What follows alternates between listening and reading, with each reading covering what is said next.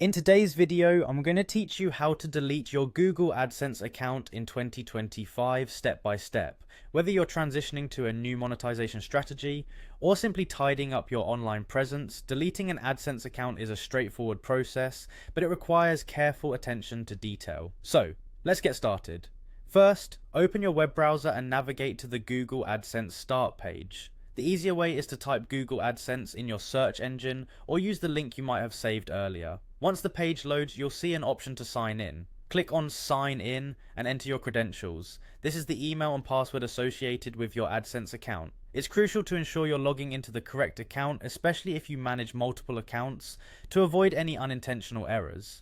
After successfully logging in, you'll be directed to the Google AdSense homepage. This is your central hub where you can manage your ads and view reports, but today our mission is to close your account. So we'll want to move on to the next step. Look at the upper part of the screen and you'll notice several tabs. There, locate and click on the Account tab. This section contains vital information about your account settings and any personal details you've used to set up AdSense. Next, within the Account tab, you'll see a variety of options to manage your settings.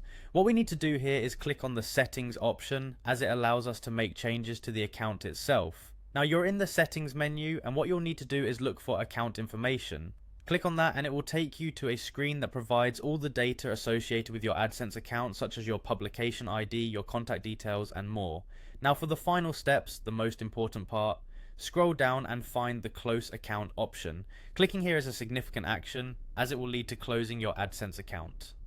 Before you proceed, make sure you've saved any necessary data or reports from your account, because once it's closed you won't be able to retrieve this information.